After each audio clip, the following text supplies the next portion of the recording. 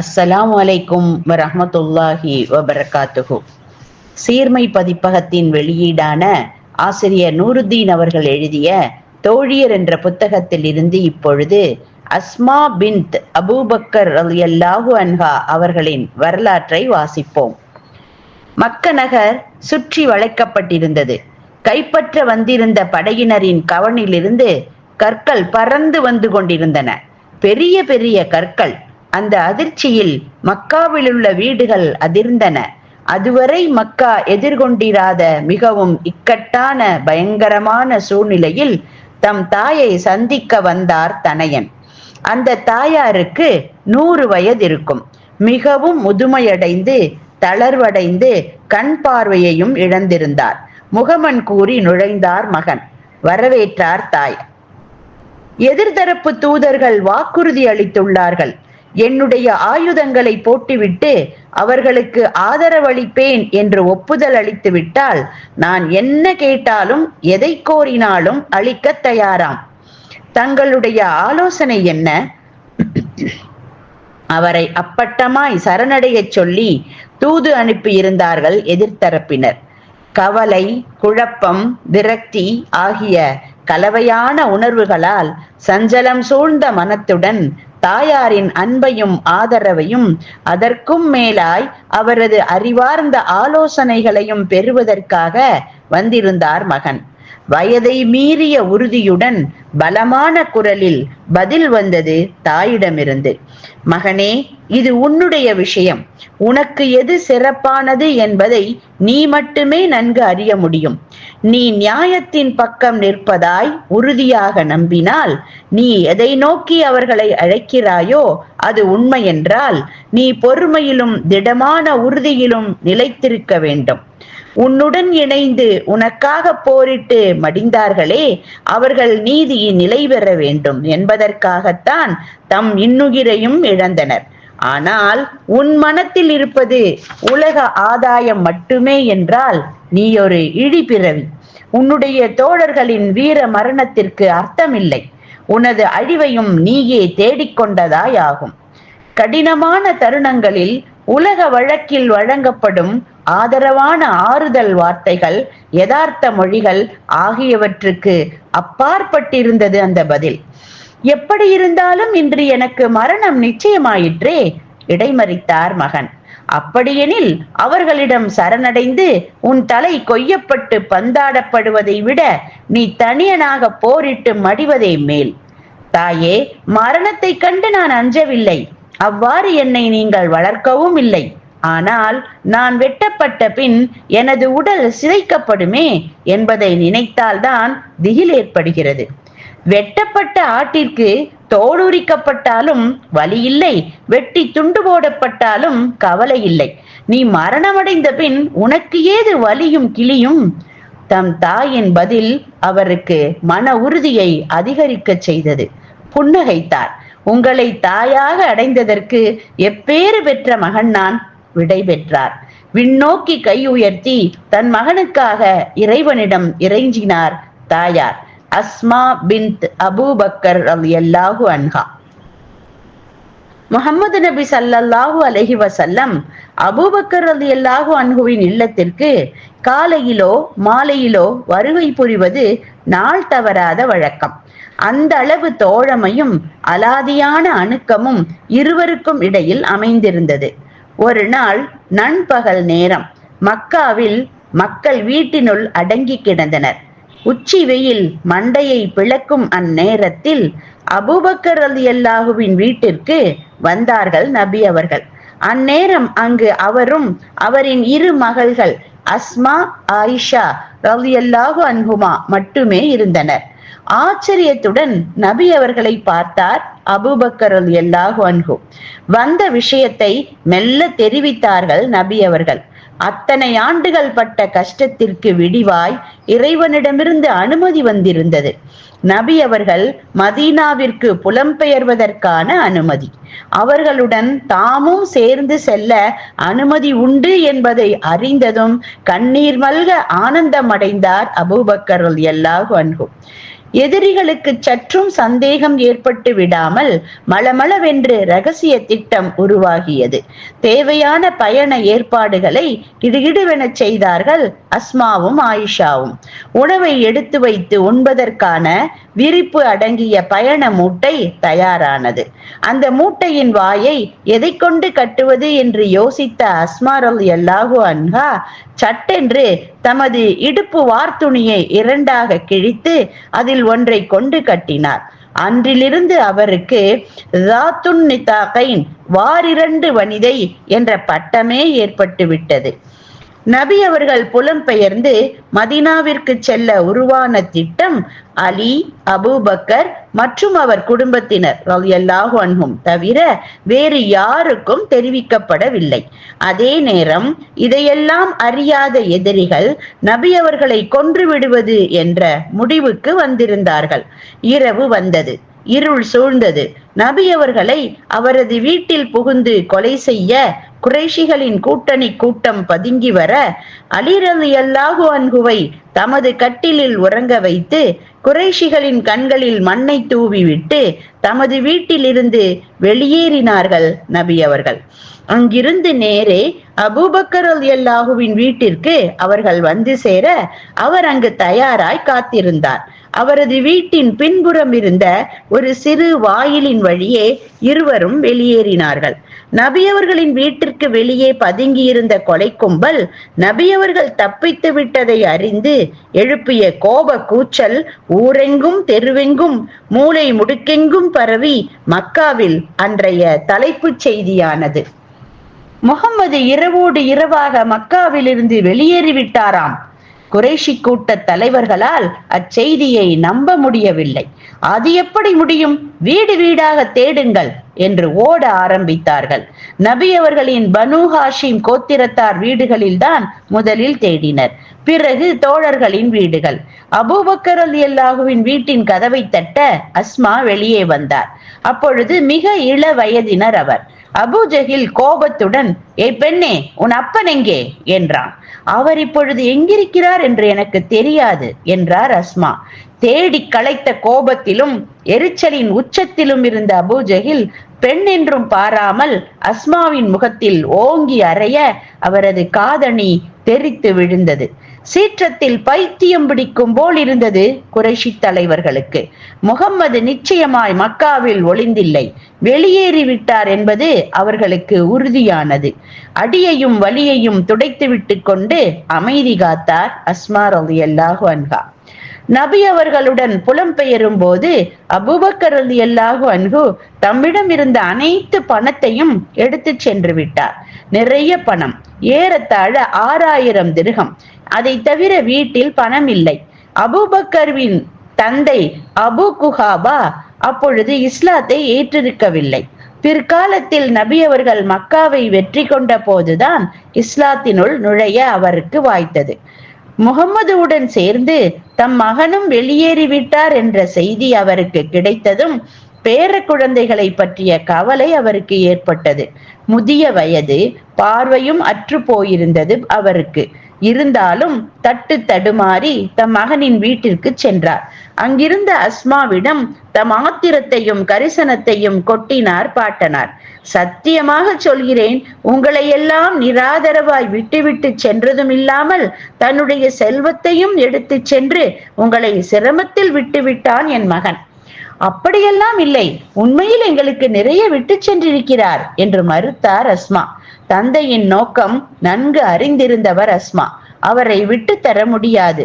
அதே நேரத்தில் பாட்டனாரை சிரமப்படுத்துவதும் கூடாது. இஸ்லாத்தை ஏற்றிருக்காத அவரிடமிருந்து உதவி கோரி பெறுவதோ உசிதமில்லை. அதில் அஸ்மாவுக்கு விருப்பமும் இல்லை. புத்திசாலித்தனம் மிகுந்திருந்த அஸ்மாவுக்கு சமயோசிதம் கை கொடுத்தது.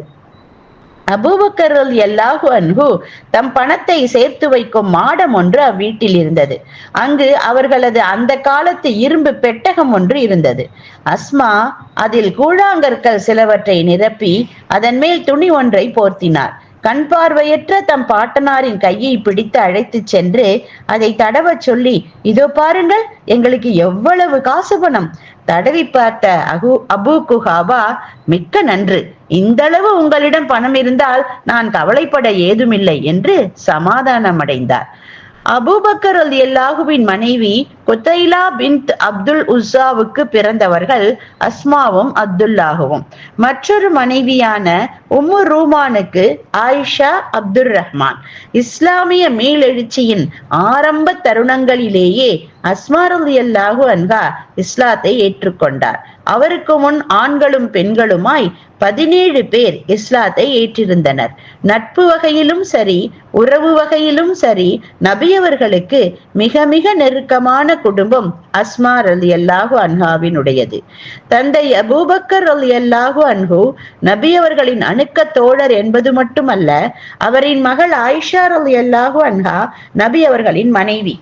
அஸ்மாவின் திருமணமும் நபியவர்களின் நெருங்கிய உறவினருடன் நிகழ்ந்தது. நபியவர்களின் முதல் மனைவி அன்னை ஹதீஜா ரலியல்லாஹு அன்ஹாவின் உடன் பிறந்த சகோதரர் அவ்வாம், நபியவர்களின் அத்தை சஃபியா தம்பதியருக்கு பிறந்தவர் ஜுபைர் பின் அவ்வாம் ரலியல்லாஹு அன்ஹு. சொர்க்கம் உறுதி என்று நபியவர்களால் முன்னறிவிப்பு செய்யப்பட்ட 10 பேருள் ஒருவர். ஜுபைருக்கு அச்சமயம் செல்வம் என்று எதுவும் இல்லை. ஏழ்மையையும் வறுமையையும் உடுத்திக் கொண்டிருந்தார். பகரமாய் அசைக்க முடியாத ஈமான், கலங்கடிக்கும் வீரம், நபி அவர்கள் அளித்த பெரும் பேரான சொர்க்கவாசி எனும் முன்னறிவிப்பு என்று எவ்வளவு கொட்டி கொடுத்தாலும் சந்தையில் வாங்க இயலாத தகுதிகள் அவரிடம் உயர்ந்து மலிந்து கிடந்தன. ஸ்வர்க்கம் நிச்சயிக்கப்பட்ட இவருக்கு அஸ்மாவுடன் திருமணம் நிச்சயிக்கப்பட்டது. மணமுடித்து வைத்தார் அபூபக்கர் ரலியல்லாஹு அன்ஹு. ஜுபைர் அஸ்மா தம்பதியருக்கு அப்துல்லா, உர்வா, ஆசிம், முஹாஜிர், ஹதீஜா அல் குப்ரா, உம்முல் ஹசன், ஆயிஷா ஆகியோர் பிறந்தனர். நபி அவர்கள் மதீனா சென்றடைந்ததும் மக்காவில் உள்ள தம் வீட்டு பெண்களை அழைத்து வர ஸைத் இப்னு ஹாரிஸா, அபு ராஃபியோ இருவரையும் அனுப்பி வைத்தார்கள். 2 ஒட்டகங்களும் அபூபக்கர் ரலியல்லாஹுவிடமிருந்து தாம் பெற்றிருந்த 500 திர்ஹமும் அவர்களிடம் அளித்து, சவாரி செய்ய தேவைப்படும் ஒட்டகங்களை வாங்கிக் கொள்ளுங்கள் என்று சொல்லியிருந்தார்கள். அந்த இருவருடன் அப்துல்லாஹ் பின் உரைகித் என்பவரை தம் சார்பாய் தம் பெண்களிடம் அனுப்பி வைத்தார் அபூபக்கர் ரலியல்லாஹு அன்ஹு. 2 அல்லது 3 ஒட்டகங்களும் கூடவே தன் மகன் அப்துல்லாஹுவுக்கு ஒரு கடிதமும் அளித்தார். தன் மனைவி உம்மு ரூமானையும் மகள்கள் அஸ்மா, ஆயிஷாவையும் அழைத்து கொண்டு மதீனா வந்து சேரும்படி விபரம் எழுதப்பட்டிருந்தது. அஸ்மாவின் தாயார் குத்தைலா இஸ்லாத்தை நிராகரித்து விட்டதால் அவருடனான தம் திருமணத்தை முறித்து கொண்டார் அபூபக்கர் ரலியல்லாஹு அன்ஹு. மதீனாவிலிருந்து கிளம்பிய இச்சிறு குழு குதைத் வந்தடைந்தது. இது மக்காவிற்கு அருகில் உள்ள ஊர். தம்மிடம் நபியவர்கள் அளித்திருந்த 500 திர்ஹத்தில் 3 ஒட்டகங்களை வாங்கினார் ஸைத் இப்னுல் ஹாரிஸா. இதற்குள் தல்ஹா இப்னு உபைதுல்லாஹ் ரலியல்லாஹு அன்ஹு, அபூபக்கர் ரலியல்லாஹு அன்ஹு அவர்களின் குடும்பத்தினரையும் அழைத்து கொண்டு மக்காவிலிருந்து மதீனாவிற்கு கிளம்பி கொண்டிருக்க சரியான தருணத்தில் வந்து சேர்ந்தார்கள் ஸைதும் தோழர்களும். சற்று பொறுங்கள், அனைவரும் சேர்ந்து கிளம்புவோம் என்று நபி அவர்களின் மனைவி சௌதா பின்த் சம்ஆ, நபி அவர்களின் மகள்கள் ஃபாத்திமா, உம்மு குல்தூம் ஆகியோரை ஸைது அழைத்து கொண்டார். அபூபக்கர் ரலியல்லாஹுவின் மனைவி உம்மு ரூமானையும் அவருடைய மகள்கள் அஸ்மா, ஆயிஷா இருவரையும் அப்துல்லாஹ் பின் அபூபக்கர் அழைத்து கொண்டார். வந்தவர்களுடன் புலம்பெயர்ந்தார்கள் மற்றவர்கள். அஸ்மா ரலியல்லாஹு அன்ஹா மதீனாவிற்கு புலம்பெயரும் போது நிறைமாத கர்ப்பிணி. ஆடம்பர போக்குவரத்து வசதி, நெடுஞ்சாலை என்றெல்லாம் இல்லாத அக்காலகட்டத்தில் பாலை வெயிலின் உஷ்ணத்தில் பயணத்தின் கடுமை பெரும் கொடுமை. அதையும் பிறந்த மண்ணை பிரியும் ஆற்றாமை என அனைத்தையும் சகித்து கொண்டு பயணம் துவங்கியது. குபாவை அடைந்திருப்பார்கள். அஸ்மாவுக்கு பிரசவம் நிகழ்வுற்று பிறந்தார் அப்துல்லாஹ் இப்னு ஜுபைர். முஸ்லிம்களுக்கு குறிப்பாக முஹாஜிரீன்களுக்கு அந்த பிரசவம் அசாதாரண கூடுதல் மகிழ்வை அளித்தது. காரணம், மக்கத்து காபிர்கள் முஸ்லிம்களிடம் யூதர்களிடம் சொல்லி சூனியம் வைத்து விட்டோம், உங்களுக்கு இனிமேல் குழந்தை பிறக்காது என பூச்சாண்டி காட்டி வைத்திருந்தனர். கடும் சோதனை, புலம்பெயர்ந்த புது மண்ணில் தம்மை ஐக்கியப்படுத்திக் கொள்ளும் இக்கட்டு என்று மூழ்கி கிடந்த முஹாஜிர்களுக்கு யூத சூனியத்தை பொய்யாக்கி பிறந்த முஹாஜிர்களின் முதல் குழந்தை என்ற பாசம்தான் வேறென்ன. சிசுவை எடுத்துச் சென்று நபி அவர்களின் மடியில் வைத்தார் அஸ்மா ரலியல்லாஹு அன்ஹா. பேரீச்சம் கனியொன்றை மென்று அதன் சாற்றை குழந்தையின் வாயில் தடவினார்கள் நபி அவர்கள். அக்குழந்தைக்காக இறைவனிடம் இறைஞ்சினார்கள்.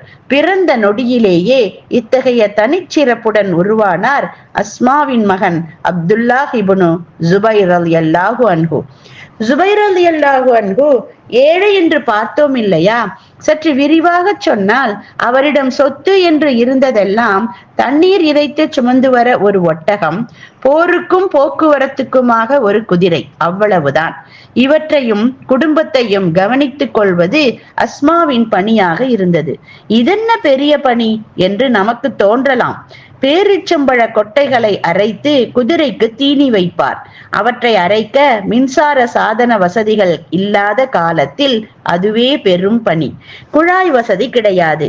தொலைவில் இருந்து தண்ணீர் இறைத்து ஒட்டகத்தில் சுமந்து வர வேண்டும். ஜுபைரின் பயணத்திற்கு சேனம் தயார் செய்து வைக்க வேண்டும். இதெல்லாம் முடித்து குழந்தைகளை கவனித்து உணவுக்கு ரொட்டி சுட மாவு அரைத்து பிசைந்து வைத்து என்று நாள்தோறும் சுழன்று கொண்டிருந்த அஸ்மாவுக்கு சுவையாய் ரொட்டி சுடும் கைமணம் மட்டும் பிடிபடவில்லை.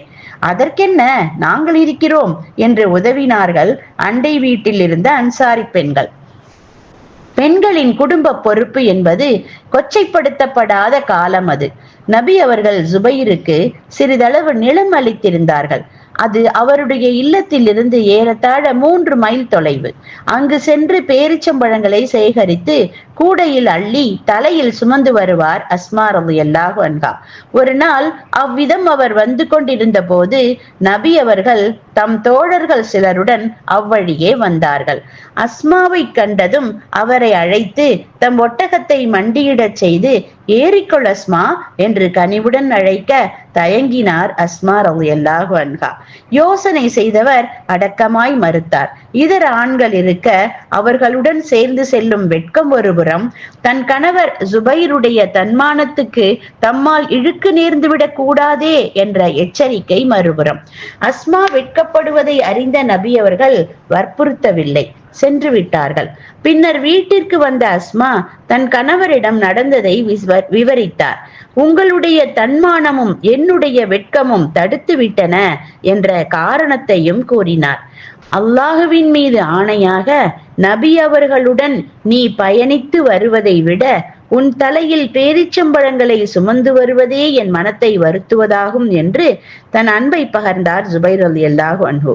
இவற்றையெல்லாம் அறிய வந்த அபூபக்கர் ரலியல்லாஹு அன்ஹு தன் மகள் அஸ்மாவின் குடும்ப பொறுப்பிற்கு ஒத்தாசையாய் பணியாள் ஒருவரையும் குதிரை ஒன்றையும் அனுப்பி வைத்தார்.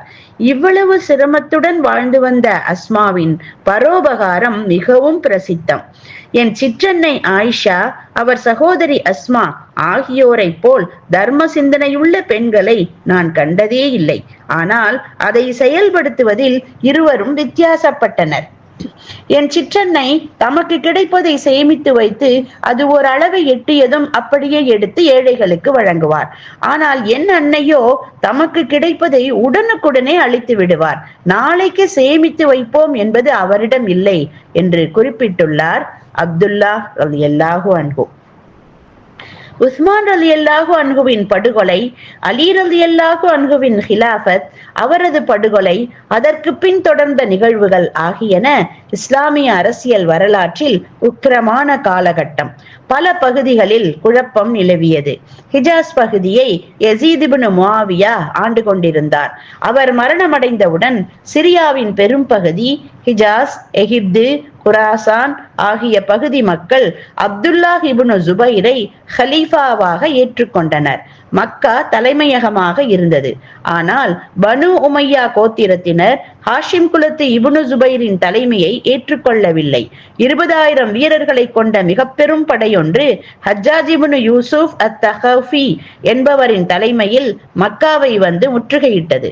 கடுமையான சண்டை, போர், இருதரப்பு முஸ்லிம்கள் மத்தியில் ஏகப்பட்ட உயிரிழப்பு. கஅபாவின் வரலாற்றில் அது ஒரு கரும்புள்ளி. அப்துல்லாஹ் இப்னு ஜுபைர் பெரும் வீரத்துடன் அந்த பிரச்சனையை எதிர்கொண்டு வந்தார். ஆனால் சண்டை நீண்ட நாள் நீடிக்க பலர் கொல்லப்பட்டிருந்தனர் மற்றும் பலர் அப்துல்லாஹுவின் படையை விட்டு நீங்கி சென்று விட்டனர். மீதமிருந்தவர்கள் மக்காவுனில் கஅபாவை சுற்றியுள்ள பகுதிகளில் சுற்றி வளைக்கப்பட்டிருந்தனர். எதிரிகளின் கவனிலிருந்து கற்பாறைகள் பறந்து வந்து மக்கா நகரினுள் விழுந்து கொண்டிருந்தன. பெரிய பெரிய கற்கள். அந்த அதிர்ச்சியில் மக்காவிலுள்ள வீடுகள் எல்லாம் அதிர்ந்தன. மிகவும் இக்கட்டான பயங்கரமான சூழ்நிலை. அதற்கு மேல் சண்டை நீடிக்க வாய்ப்பில்லை. இன்று தமது மரணம் நிச்சயம் என்பதை உணர்ந்தார் அப்துல்லாஹ் இப்னு ஜுபைர் ரலியல்லாஹு அன்ஹு. தாயாரின் அன்பும் ஆதரவும் அதற்கும் மேலாய் அவரது அறிவார்ந்த ஆலோசனைகளும் கிடைத்தால் நன்றாயிருக்குமே என்று தோன்றியது. இறுதியாக தம் தாயை சந்திக்க வந்தார். மிகவும் முதுமையடைந்து கண் பார்வையற்று போய் அந்திம காலத்தில் இருந்தார் அஸ்மா ரலியல்லாஹு அன்ஹா. தாய்க்கும் தனையனுக்கும் இடையில் அன்று நடைபெற்ற உரையாடல் சிறப்புமிக்க ஒரு நிகழ்வாய் வரலாற்றில் பதியப்பட்டது. ஈமானிய உறுதியும் வீரமும் போட்டி போட்ட அந்த நிகழ்வு முஸ்லிம் பெண்களுக்கும் ஆண்களுக்கும் ஒரு கருவூலம்.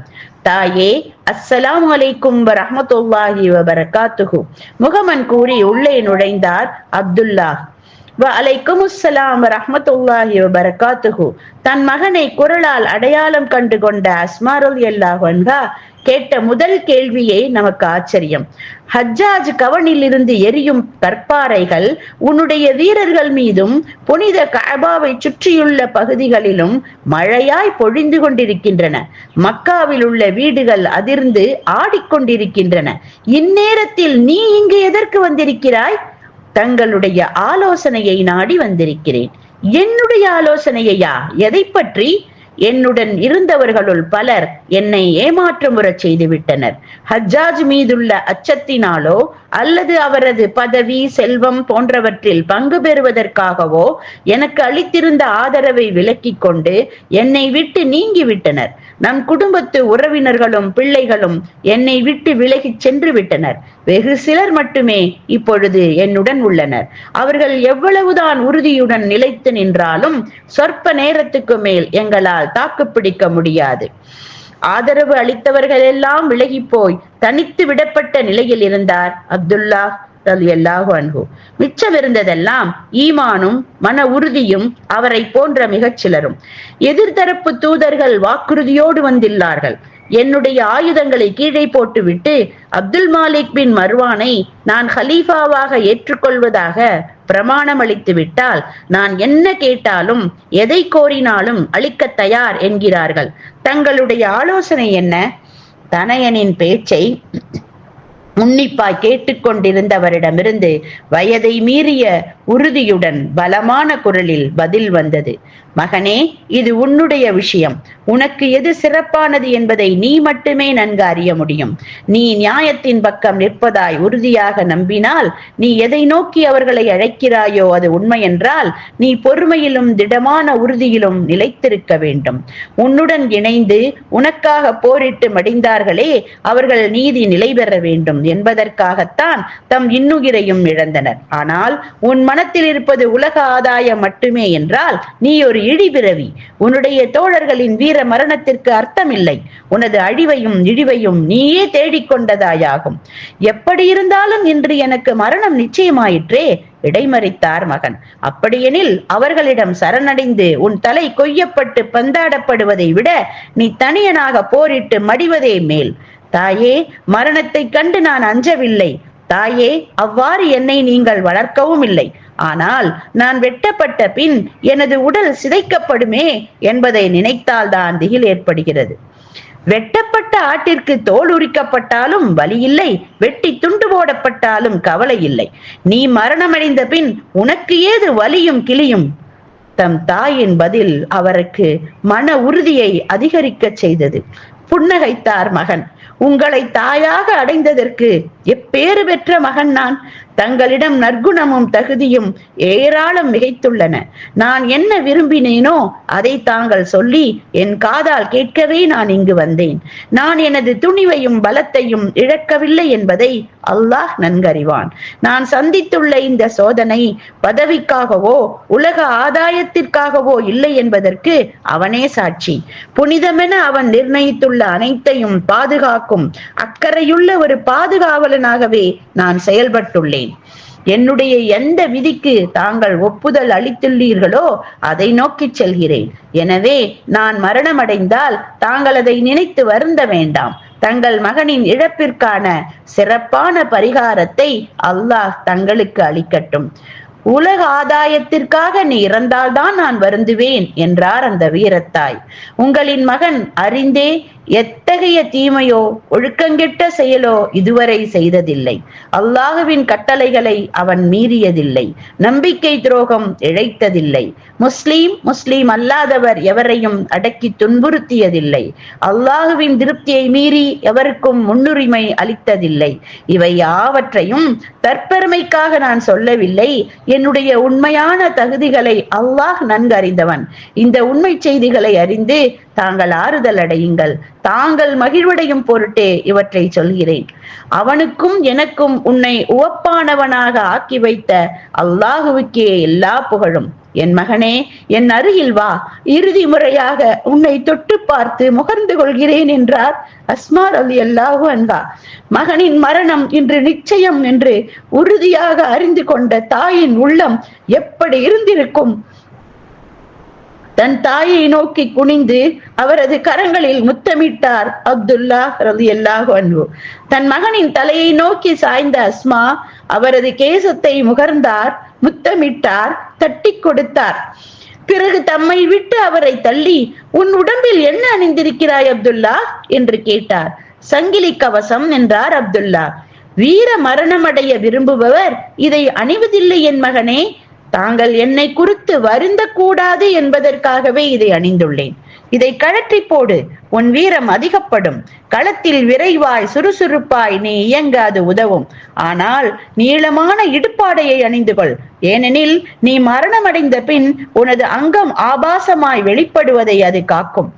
தன் தாயின் ஆலோசனைப்படி உடனே செயல்பட்டார் அப்துல்லா ரலியல்லாஹு அன்ஹு.